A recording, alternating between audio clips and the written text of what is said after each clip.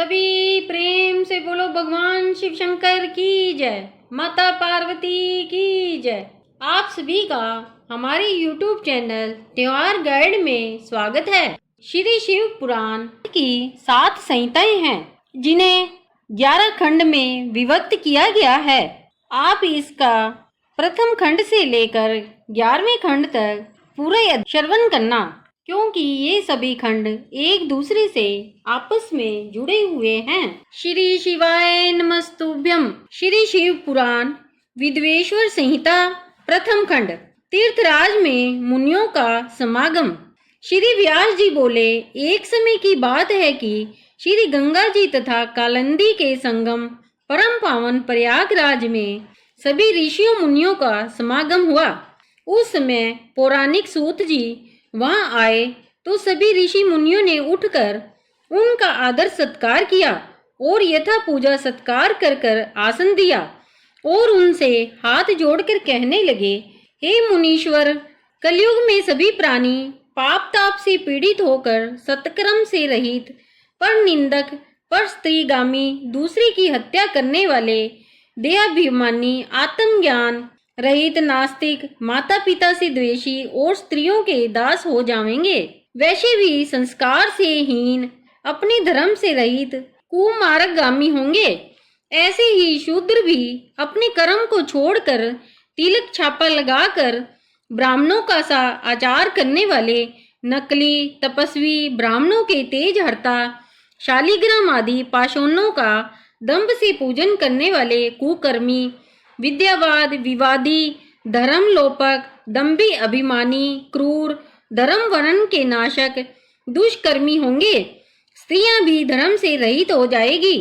वे तमोगुण वाली, पति से विमुख, यार के साथ रहने वाली, माता पिता की भक्ति से रहित, नित्य रुग्ना रहा करेगी। तब उनकी नष्ट बुद्धि संतानों की दशा भी क्या होगी? वे सदगति को किस उपाय से प्राप्त होगी? अतः इस दुख से निवारण कराने वाला कोई सरल उपाय बताइए। मुनियों की ये बात सुनकर सूत जी शंकर जी का ध्यान कर कर कहने लगे, श्री शिव पुराण की संहिताओं के भेद। सूत जी बोले, हे मुनीश्वरों, आपने लोक हितकारी उत्तम प्रश्न किया है। कली के पापों का नाश करने वाला परमार्थदायक यह शिव पुराण वेदांत का भी सर्वस्व है, जिसमें पढ़ने सुनने से मुक्ति पद की प्राप्ति होती है। व्यास के द्वारा कहे गए इस पुराण का बहुत ही महत्व है। व्यास जी का कथन है कि इस शिव पुराण का एक या आधा श्लोक भी कोई पढ़ेगा तो पाप से छूट जाएगा और सावधानी से पूरा पाठ करेगा तो जीवन मुक्त हो जाएगा। इसके अनुसार आचरण करने वाला तो एक एक अश्वमेघ यज्ञ का फल प्राप्त करता है। शिवजी ने इस सुधा को स्वयं उपनिषद रूपी समुद्र से मंथन कर कर निकाला है। अतः जो कोई इसका पान करेगा वह अमर हो जाएगा। इसमें धर्म, अर्थ, काम और मोक्ष चारों पदार्थों का विवेचन है, उनकी प्राप्ति के उपाय हैं तथा शिवजी की लीला और सभी ज्ञान विज्ञान है।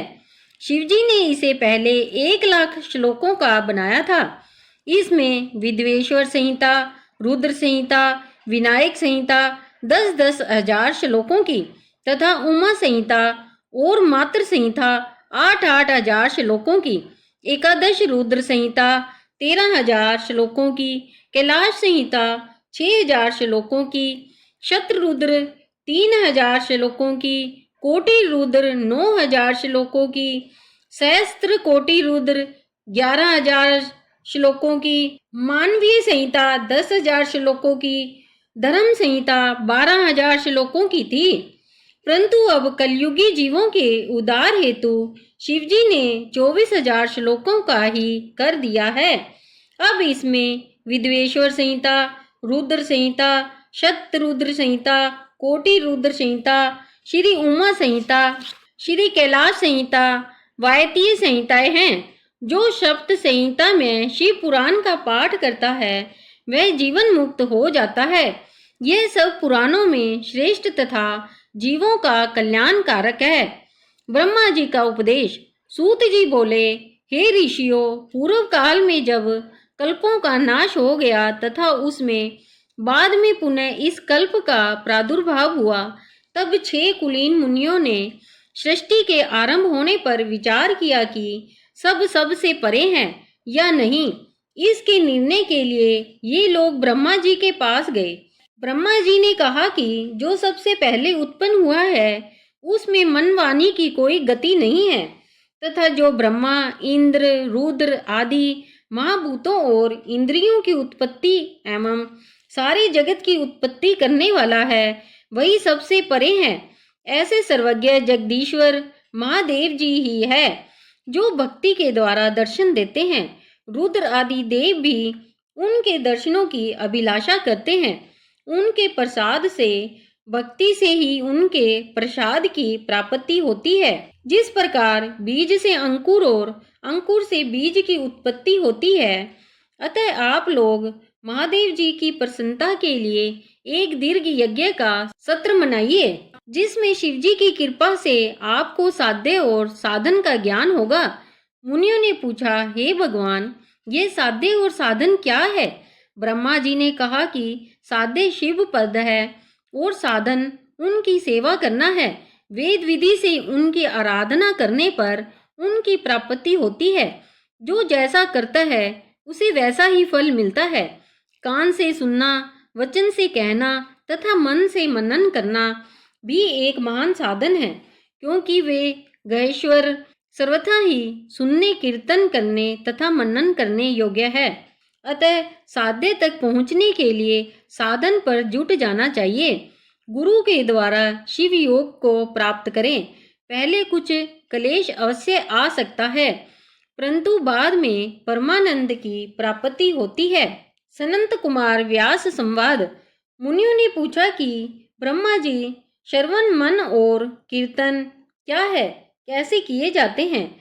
ब्रह्मा जी ने कहा, ईश्वर के रूप, गुण, नाम तथा उनकी लीलाओं से अपनी पूजा और जप द्वारा रुचि पैदा करना तथा निरंतर युक्तियों सहित अपने मन को उनके सम्मुख करना मनन कहलाता है।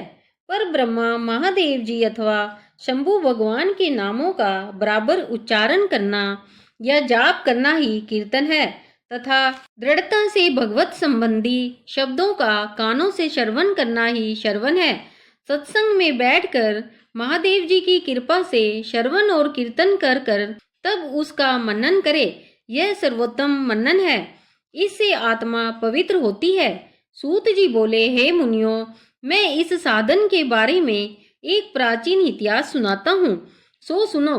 एक समय सरस्वती के तट पर मेरे गुरुदेव भगवान व्यास जी तप कर रहे थे। तभी वहाँ सनंत कुमार जी ने उनसे आकर पूछा, हे भगवान, शिवजी तो प्रत्यक्ष ही सहायक है, फिर आप ऐसा तप क्यों कर रहे हो? व्यास जी ने उत्तर में कहा कि मैं मुक्ति के लिए तप कर रहा हूँ। तब सनंत कुमार जी बोले, हे व्यास जी, ऐसा ही भ्रम मुझे भी हुआ था। इसी प्रकार मैंने भी मुक्ति के लिए मंदराचल पर्वत पर तप किया था। तब शिवजी की आज्ञा से नंदीश्वर ने मुझे बताया कि शिवजी के कीर्तन, श्रवण तथा मनन द्वारा ही मुक्ति मिल जाती है। तब मेरा भ्रम दूर हो गया। अतः व्यास जी, आप भी ऐसा ही करें।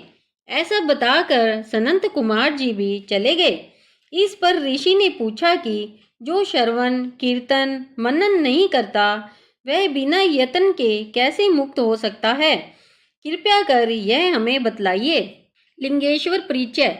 सूत जी बोले, हे ऋषियों, आपके प्रश्न के अनुसार यदि पुरुष श्रवण, कीर्तन, मनन न करे तो शिवलिंग की स्थापना कर पूजन करे तो वह संसार सागर से तर जाएगा। मैंने श्री गुरुमुख से सुना है कि शिवजी ब्रह्म स्वरूप, निष्फल, कला रहित तथा कला सहित है। इस निष्फल में निराकार लिंग की प्रधानता है। वे सभी कलाओं से युक्त है और साकार निराकार से ही शिवजी ब्रह्म संज्ञक भी है। अतः लोग शिव के साकार तथा निराकार दोनों रूपों को पूजते हैं। प्राचीन समय में ब्रह्मा विष्णु के विवाद में उन्होंने शिवलिंग में प्रकट हो दर्शन दिया था तभी से शिव का निष्फल लिंग जगत में पूज्य हो गया है। इससे कल्याण, भोग और मोक्ष की प्राप्ति होती है। ब्रह्मा और विष्णु का युद्ध।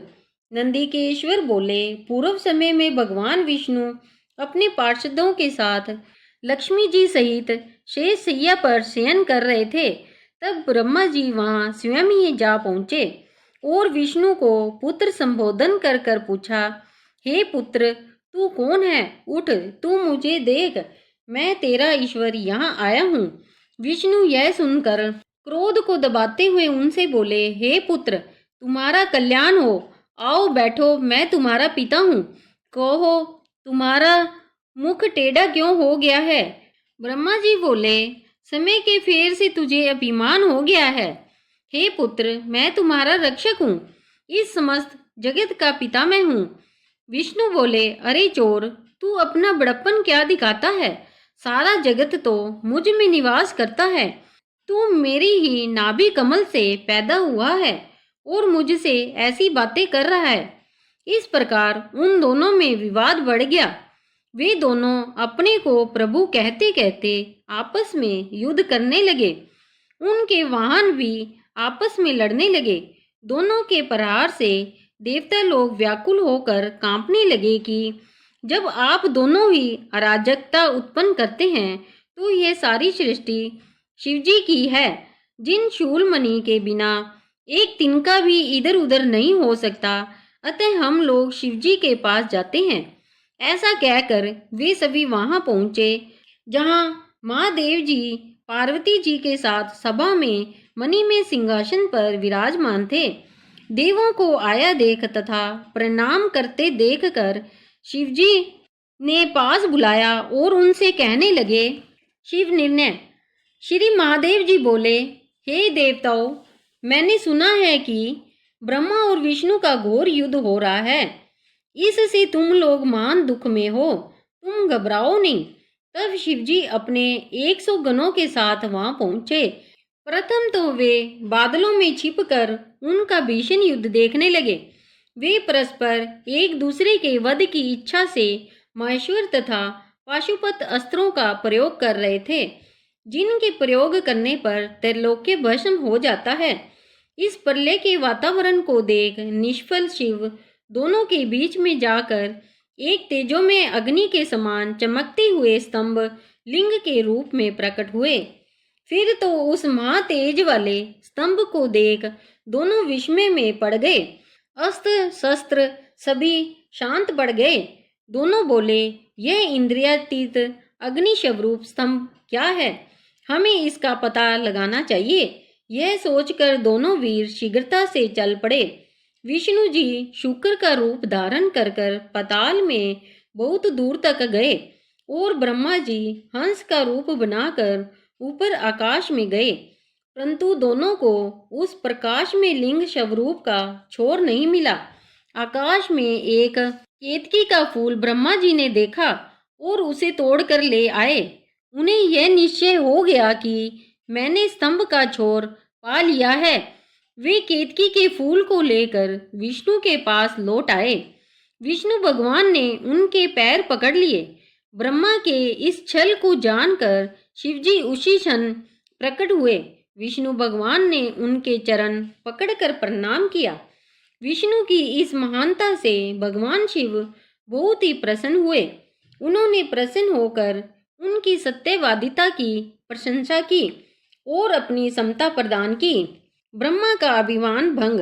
श्री नंदिकेश्वर बोले, इसके बाद महादेव जी ने अपनी बाहों के मध्य से भैरव को प्रकट किया। उसने सामने खड़े होकर भगवान से आज्ञा मांगी कि मैं क्या सेवा करूं। शिवजी ने ब्रह्मा पर क्रोध करते हुए उससे कहा कि तुम लपलपाती तलवार से ब्रह्मा की पूजा करो। शिव की आज्ञा पाते ही भैरव ने ब्रह्मा के केशों को पकड़ लिया। ब्रह्मा थर थर कांपने लगा।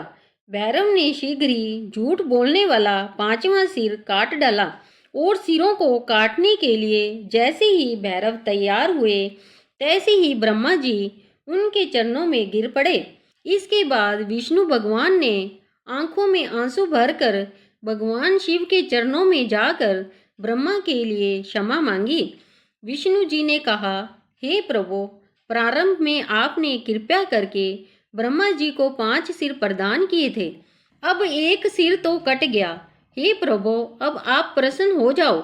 भैरव ब्रह्मा को छोड़कर कहने लगे, हे ब्रह्मा, तुमने अपनी प्रतिष्ठा और ईश्वर तत्व के लिए छल किया है, अतः तुम सत्कार, स्थान और उत्सवों से विहीन किए जाते हो। ब्रह्मा जी शिव जी से वरद और स्वामी कहकर अपना 5वां मुख मांगने लगे, परंतु शिव ने कहा, अराजकता के भय से मैं ये विश्व की स्थिति बिगड़ने नहीं दूंगा।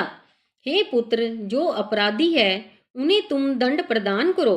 तुम गणों के अधिपति होकर रहो, लोक मर्यादा का पालन करो।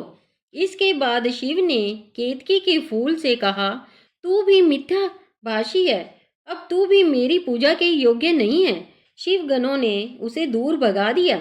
वह शिव से विनय पूर्वक बोला, हे नाथ, मुझे कुछ तो सफल कीजिए, मेरा पाप क्षमा कीजिए।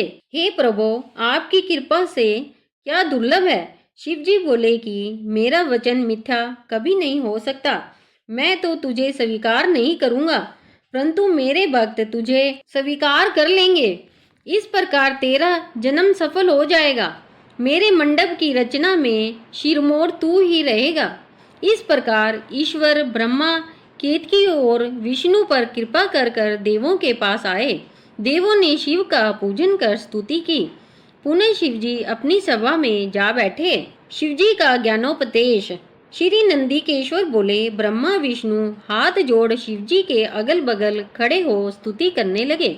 इससे शिव प्रसन्न होकर उनसे बोले, हे वत्स, तुमने आज महान दिन में मेरी पूजा की है, इससे मैं बड़ा संतुष्ट हूँ। आज से इस दिन का नाम शिवरात्रि होगा। यह बड़ा पवित्र दिन है।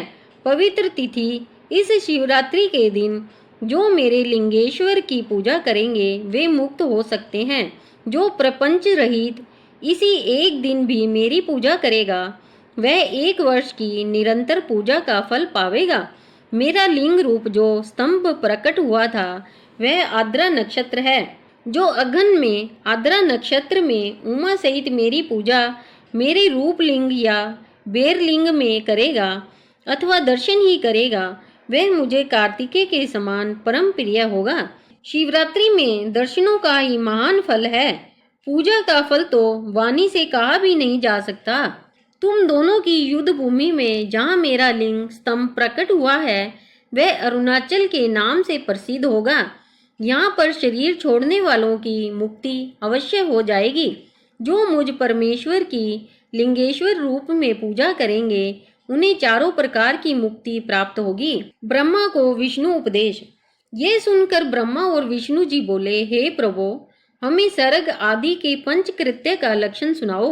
शिव जी बोले, यद्यपि मेरे सभी कार्य ज्ञान ग्राह्य है तथापि मैं तुम्हें सुनाता हूँ। हे पुत्रों, सृष्टि, स्थिति, संहार, तिरोभाव और अनुग्रह ये मेरे 5 प्रकार के कर्म जगत में नित्य सिद्ध है। इनमें संसार के प्रारंभ करने को सर्ग कहा गया है, उसको स्थिर रखने को स्थिति, नष्ट करने को संहार कहा है, इधर उधर बदलने को तिरोभाव तथा संसार से मुक्ति का नाम अनुग्रह है। ये मेरे 5 कृत्य है। इस पंच कृत्य को चलाने के लिए ही मेरे पास 5 मुख है। चारों दिशाओं में 4 मुख तथा मध्य में 5वां है, जिसे विद्वान ही जानते हैं। 5वें कृत्य अनुग्रह को कोई भी नहीं पा सका है। तुम भी अपने उस कर्म को भूल बैठे। तुम में मूढ़ता आ गई थी। अब तुम चाहते हो तो मेरा ओंकार नाम का जप करो, जिससे तुम में अभिमान नहीं रहेगा। तब शिवजी ने ब्रह्मा विष्णु को उत्तर की ओर मुख कर कर इसका उपदेश किया। तब ब्रह्मा विष्णु दोनों ने नमस्कार कर कर स्तुति की। हे सर्वेश, आपको नमस्कार है। ये संसार के बनाने वाले 5 मुख वाले आपको प्रणाम है। गुरुदेव शिव ने प्रसन्नता पूर्वक कहा, हे पुत्रों, तुमको मैंने सभी तत्वों का वर्णन कर कर मंत्र भी बतला दिया। इसे जप कर मुझे प्रत्यक्ष जान सकोगे। यह मंत्र भाग्य विधायक और ज्ञान देने वाला है। इससे मेरे पद की प्राप्ति होती है। ऐसा उपदेश कर कर शंकर जी वहां से अंतर ध्यान हो गए। शिवलिंग स्थापना विधि। सूत जी बोले, हे ऋषियों, गंगा आदि पवित्र नदियों के तट पर अथवा जैसी जहाँ इच्छा हो वैसे ही लिंग स्थापना करनी चाहिए। उनका पूजन नित्य होता रहे, ऐसा सोच लेना चाहिए। पृथ्वी संबंधी द्रव्य जल से निर्मित अर्थात धातु आदि से बने शिवलिंग की स्थापना इच्छा अनुसार करे। चल मूर्ति छोटी अचल बड़ी बनानी चाहिए। शिवजी के लक्षणों से युक्त सिंहासन पर मूर्ति को पधरावे। मिट्टी पत्थर और लोहा आदि के सांचे से धातुओं का 12 अंगुल का लिंग बनाना चाहिए। लिंग या बेर मूर्ति दोनों की ही पूजा शिव पद को देने वाली है। कोई कोई भक्त शिव की गोद में उमा को बैठाकर उनकी पूजा करते हैं। गुरु से जानकर स्नान आदि कर कर भस्म लगाकर नैवेद्य से शिव पूजन करे। पंचाक्षर मंत्र के जप में प्रणव लगाना चाहिए। फल प्राप्ति के लिए गुरु से दीक्षा अवश्य ले लें। गुरु ज्ञानी तथा ब्राह्मण होना चाहिए। ब्राह्मण को नमः शब्द पहले बोलना चाहिए। ओम नमः शिवाय और वर्णम शब्द अंत में कहे। ओम शिवाय नमः। ब्राह्मण की स्त्री नमः पहले ही लगावे। जो 5 करोड़ मंत्र जप ले वह सदा शिव रूप हो जाता है।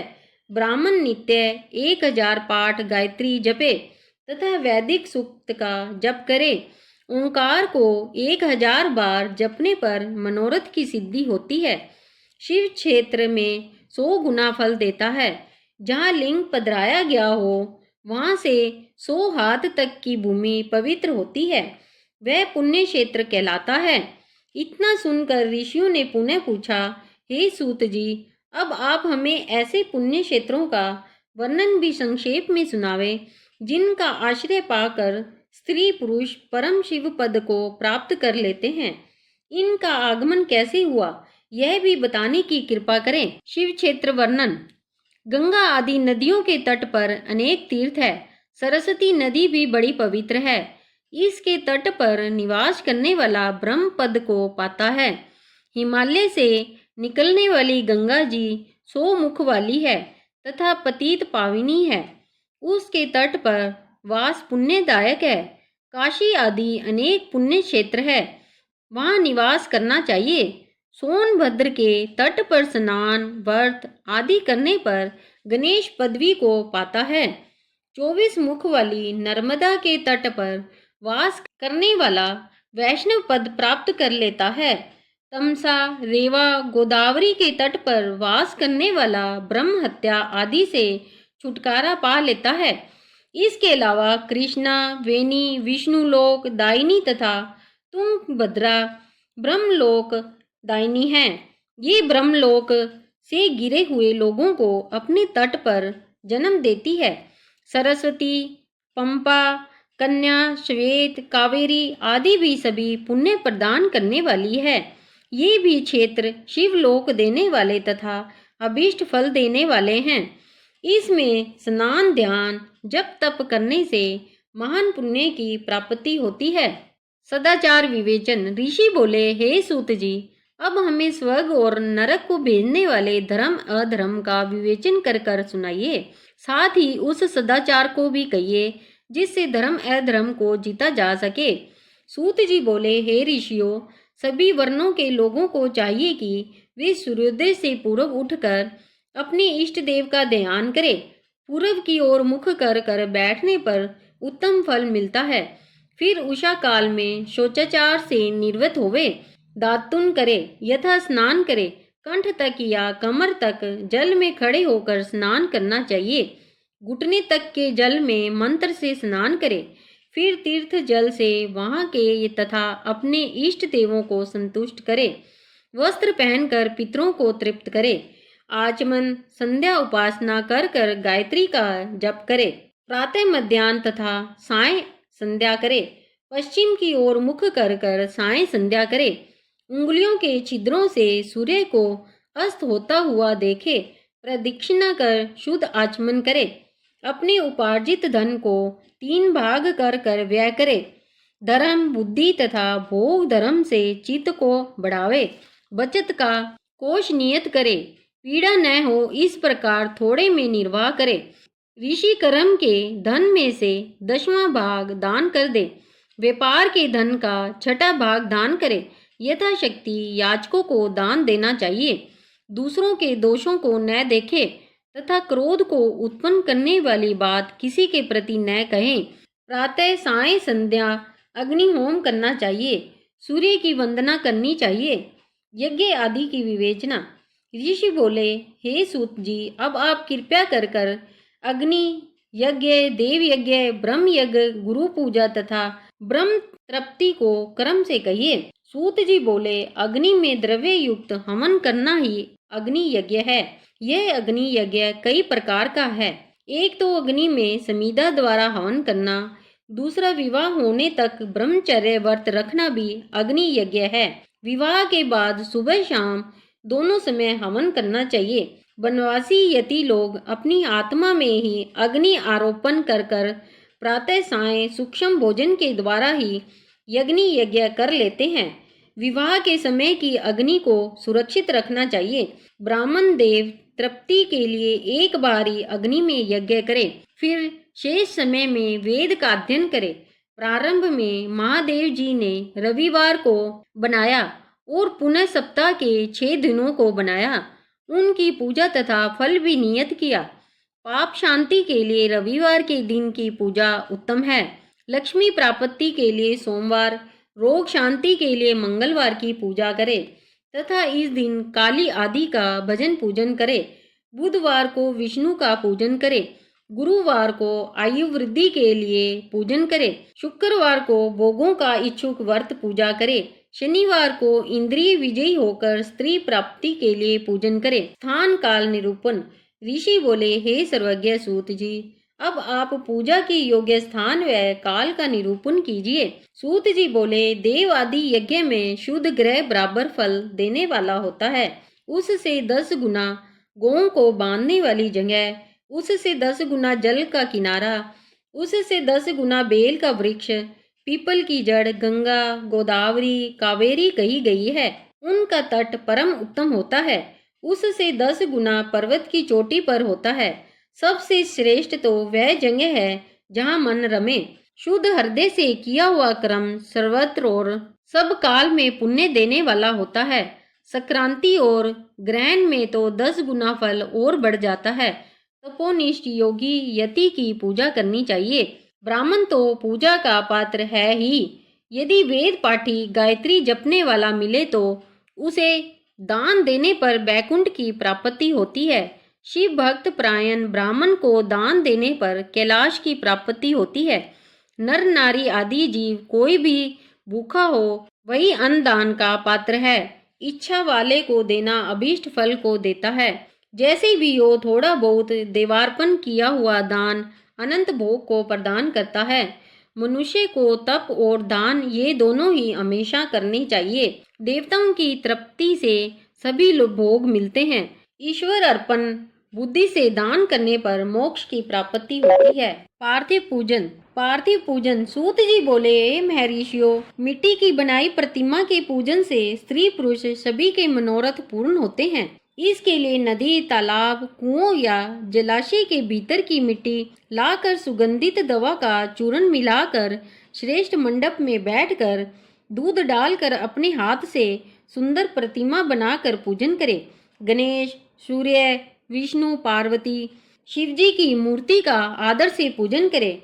जो षोडशोपचार से शिवजी का पार्थिव पूजन करता है उसके सभी मनोरथ पूर्ण होते हैं। किसी के द्वारा स्थापित शिवलिंग 3 सेर नैवेद्य चढ़ावे और स्वयं प्रकट लिंग पर 5 सेर नैवेद्य चढ़ावे। ऐसा पूजन करने वाला ब्राह्मण सत्य लोक को जाता है। 12 अंगुल चौड़ा तथा 25 अंगुल लंबा लिंग का प्रमाण है। इनके अभिषेक से आत्म बुद्धि, गंध से पुण्य की प्राप्ति, नैवेद्य से आयु और तृप्ति होती है। धूप देने से धन की प्राप्ति होती है। दीप से ज्ञान और तांबुल से भोगों की प्राप्ति होती है। अतः स्नान आदि 6 प्रकार से यत्न पूर्वक पूजन करना चाहिए। नमस्कार और जप दोनों सभी अभीष्ट सिद्धिदायक है। अतः पूजा के अंत में यह अवश्य करे, क्योंकि इनसे भोग और मोक्ष दोनों की प्राप्ति होती है। मानसिक पूजन में भी इसे अवश्य करे। प्रणव पंचाक्षरों का महात्म। प्रकृति से उत्पन्न हुआ संसार तो नौका स्वरूप है, इसीलिए विद्वान पंडित इसे प्रणव कहते हैं। प्रपंच न नहीं और वह तुम में, अर्थात तुम में प्रपंच नहीं है, यही प्रणव का अर्थ है, जो जपने वाले को मोक्ष प्रदायक है। ये प्रणव माया से रहित सर्वदा नवीन है। यह सूक्ष्म स्थूल दो प्रकार का है। इसे एकांत में जपने से भोग की प्राप्ति होती है। जो 36 करोड़ जप लेता है उसे योगी कहते हैं। यह अकार, उकार तथा मकार, बिंद और नाद के सहित तथा शब्द काल कला से युक्त है, अर्थात असम इन 3 दीर्घ अक्षरों तथा मात्राओं से युक्त प्रणव होता है। यह योगियों के हृदय में निवास करता है। यही शिव शक्ति की एकता और तत्व स्वरूप है। यही सभी पापों का नाश करने वाला है। प्रवृत्ति के इच्छुकों के सारे पाप दूर हो जाते हैं तथा निर्वृत्ति के इच्छुकों को दीर्घ जप द्वारा मोक्ष प्रदान करता है। वेद मंत्रों के आदि में तथा दोनों समय, संध्या के समय में ओम का प्रयोग करना चाहिए। 9 करोड़ जप करने पर पुरुष शुद्ध हो जाता है। पंचभूतों के निमित्त भी प्रत्येक के लिए 9 करोड़ जप करना चाहिए। जितेंद्रिय पुरुष 5 करोड़ जप करने पर शिवलोक को जाता है।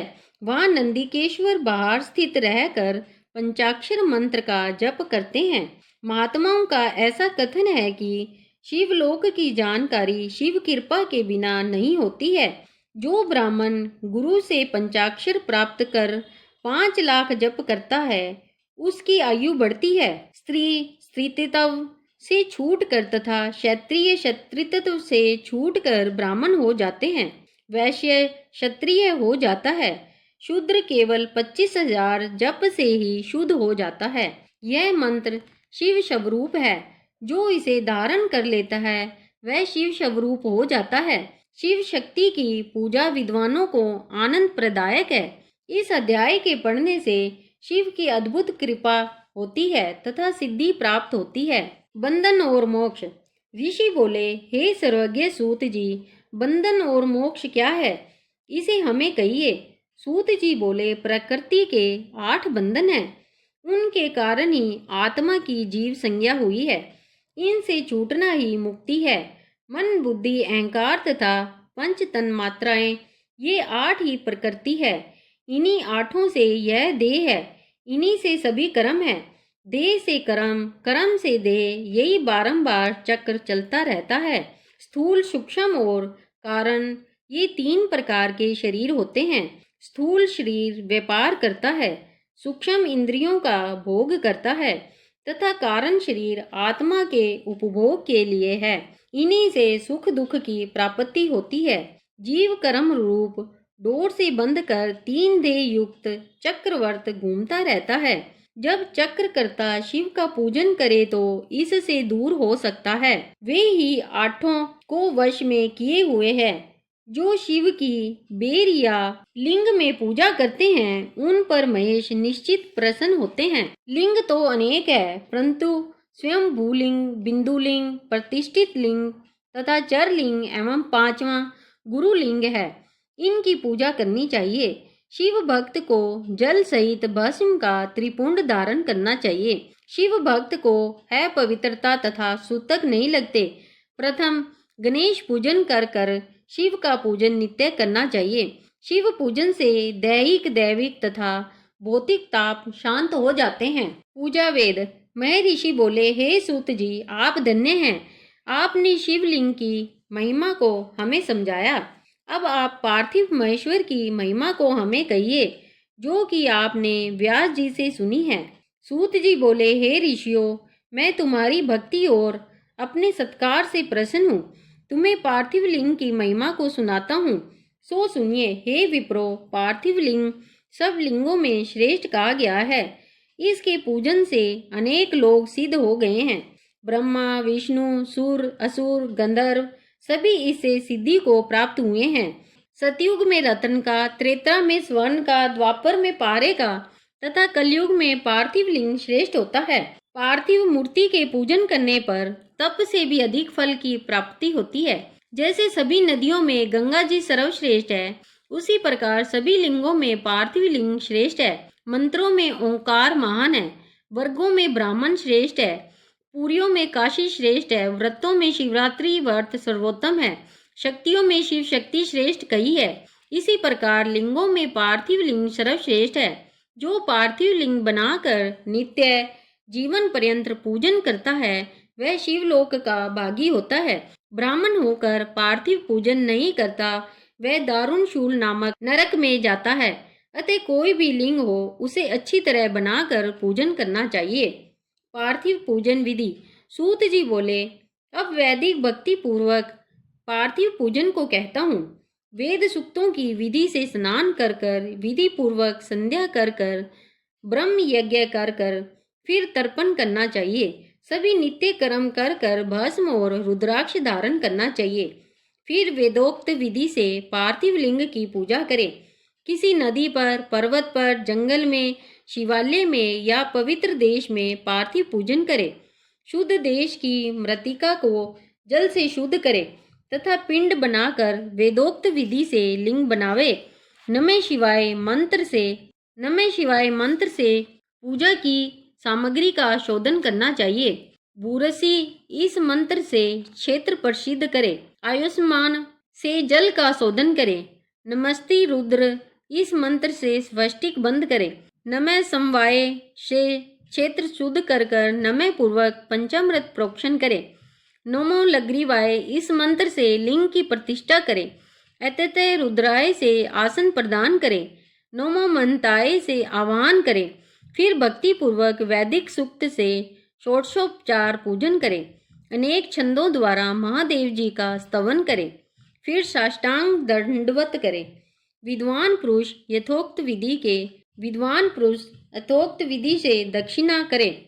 फिर प्रणाम कर कर नम्रता पूर्वक विसर्जन करे। ऐसा करने वाला शिव भक्त अपनी संपूर्ण कामनाओं की सिद्धि प्राप्त करता है। शिवलिंग की संख्या। सूत जी बोले, हे ऋषियों, पार्थिव लिंगों की संख्या कामना के अनुसार कही गई है। विद्यार्थी 1000 पार्थिव पूजन करे। धन का इच्छुक 500 पार्थिव लिंग बनाकर पूजन करे। पुत्र का इच्छुक 1500 पार्थिव पूजन करे। वस्त्र का चाहने वाला 500 पूजन करे। मोक्ष को चाहने वाला 1 करोड़, भूमि का 1000, दया का 3000, तीर्थ की कामना वाला 2000 पूजन करे। इसी प्रकार जैसी जिसकी कामना हो उसी के अनुसार वेदोक्त विधि से उतनी संख्या में पार्थिव पूजन करे। पार्थिव की पूजा करोड़ों यज्ञ का फल देने वाला है। जिसका समय बिना शिवलिंग पूजन के बीतता है वह दुरात्मा है। लिंग का पूजन करने से संपूर्ण स्थावर जंगम पूजित हो जाते हैं। संसार से तरने का इससे सुंदर दूसरा उपाय नहीं है। भस्म के अभाव में मिट्टी का त्रिपुंड धारण कर कर पूजन करना चाहिए। रुद्राक्ष की माला तथा बेलपत्र बिना पूजन नहीं करे। शिव नैवेद्य और विलंब महात्म। हे मुनियों, शिवजी का अनन्य भक्त, दृढ़ निश्चय वाला, पवित्र तथा सत्यव्रती शिव नैवेद्य भक्षण न करने की भावना ही नहीं रखता। शिव के नैवेद्य को देख कर तो पाप दूर भाग जाते हैं। उसे भक्षण करने पर अनेकों पुण्य प्राप्त होते हैं। उसी अरबों यज्ञ से भी अधिक शिव सायुज्य की प्राप्ति होती है। जिसके घर में शिव नैवेद्य का प्रचार होता है उसका सारा घर ही पवित्र है। अतएव शिव नैवेद्य को देखकर प्रसन्नता पूर्वक प्रीति सहित भक्षण करना चाहिए। शिव नैवेद्य को ग्रहण कर ब्रह्म हत्यारा भी पवित्र हो जाता है। बोनलिंग, लोहलिंग, सिद्धलिंग और स्वयंभू लिंग में तथा संपूर्ण प्रतिमाओं में चांडाल का अधिकार नहीं है। हे मुनि श्रेष्ठो, लिंग के ऊपर का द्रव्य अवश्य ही अग्राह्य है, किंतु जो लिंग स्पर्श से अलग है वह पवित्र है। अब बिल्व पत्र का महत्व सुनिए। हे मुनियों, यह बिल्व महादेव जी का ही स्वरूप है। इसकी देवताओं ने खूब स्तुति की है। संसार के सभी पवित्र तीर्थ बिल्व में ही निवास करते हैं। बिल्व के मूल में लिंग रूप अवयव शिव का वास है। जो बिल्व के मूल में जल चढ़ाता है, मानो उसने सब तीर्थों का स्नान कर लिया। जो मनुष्य बिल्व के मूल की गंध पुष्प आदि से पूजा करता है, वह शिवलोक को जाता है। दीपक जलाने वाला सभी पापों से छूट कर ज्ञान प्राप्त करता है। बिल्व के मूल में दूध से पका भोजन शिव भक्त को देने वाला व्यक्ति कभी दरिद्री नहीं होता। शिव नाम की महिमा। ऋषि बोले, सूत जी, अब आप कृपया करके भस्म, रुद्राक्ष और शिव नाम की महिमा का वर्णन कीजिए। सूत जी बोले, ए ब्राह्मणों, भस्म, रुद्राक्ष और शिव नाम में त्रिवेणी के सदृश्य महापुण्यमय है। शिव नाम गंगा जी, भस्म नाम यमुना जी और रुद्राक्ष नाम सरस्वती जी, यह तीनों पाप नाशक है। अतः ये तीनों रूप धारण करने चाहिए। ये माहात्म्य वेद शास्त्रों में भी गूढ़ है। शिव नाम दावाग्नि है, महापाप पर्वत है। शिव नाम की दावाग्नि से ये महापातक नामक पर्वत नष्ट हो जाते हैं। ब्रह्म हत्यादि महान पाप से राशियां नष्ट हो जाती है, संसार सागर से तर जाते हैं।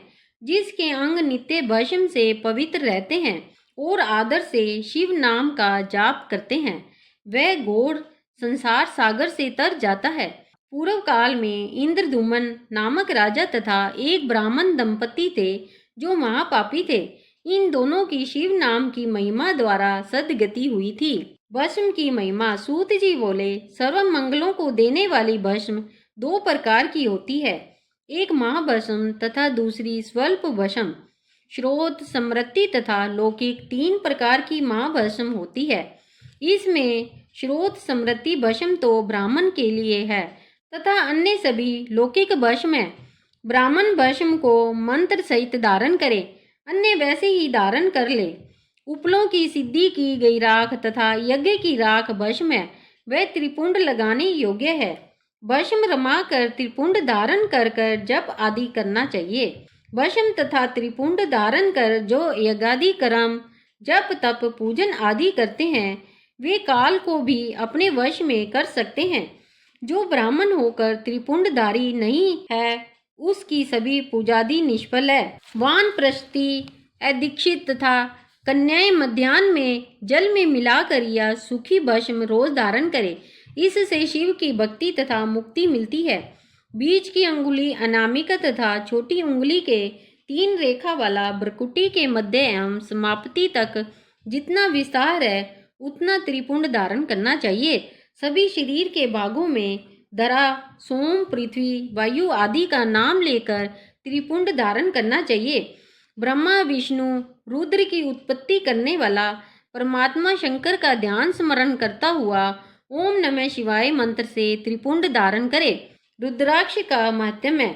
सूत जी बोले, हे महाभाग शौनक, रुद्राक्ष भगवान शंकर को परम प्रिय है। इसे धारण करने तथा इसे जपने पर समस्त पाप दूर हो जाते हैं।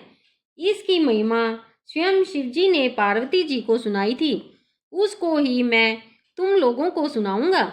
शिवजी पार्वती जी से बोले, हे देवी, पूर्व काल में मैंने मन को एकाग्र कर कर दिव्य सहस्त्र वर्षों तक तपस्या की। उससे मुझे कुछ भय सा लगा, तभी मैंने भय से नेत्र खोल दिए। उस समय मेरे नेत्रों से आंसू की बूंदें गिरने लगी।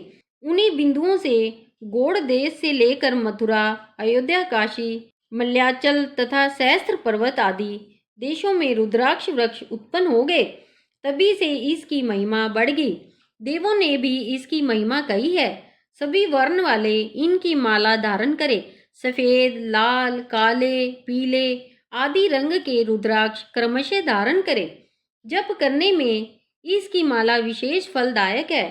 गोल, चिकना, मजबूत, कांटेदार, मोटा रुद्राक्ष मनोरथ साधक और मुक्ति देने वाला है। हे देवी, रुद्राक्ष मुझे अधिक प्रिय है। सभी वर्ण वाले, सभी आश्रम वाले स्त्री तथा शूद्र भी इस कल्याणकारी माला को धारण करें। दिन में धारण से रात के सभी पाप तथा रात में धारण करने पर दिन के सभी पाप नष्ट होते हैं। त्रिपुंड धारण कर रुद्राक्ष पहन कर ओम नमः शिवाय का जाप करने वाला महात्मा यमलोक को नहीं जाता है। उसकी अकाल मृत्यु नहीं होती, वह निरोग रहता है। 3 मुख का रुद्राक्ष साधन सिद्ध करता है। विद्याओं में निपुणता देता है। 4 मुख वाला रुद्राक्ष ब्रह्म स्वरूप है। इसके पूजन से नर हत्या भी नष्ट हो जाती है, धर्मार्थ आदि की प्राप्ति होती है। कालाग्नि नामक पंचमुखी रुद्राक्ष रुद्र रूप है। यह सभी कामनाएं पूर्ण कर मोक्ष प्रदायक है। इसी प्रकार यह रुद्राक्ष 14 मुख तक के होते हैं, जो विभिन्न वेद रूप है, जो विभिन्न देव रूप है और अनेक कामना के सिद्ध करने वाले तथा मोक्ष प्रदायक है। विद्वेश्वर संहिता समाप्त। अगली वीडियो में हम रुद्र संहिता का पाठ करेंगे, जिसे आप लोग अवश्य श्रवण करना। बोलो शिव शंकर भगवान की जय। बोलो माता पार्वती की जय।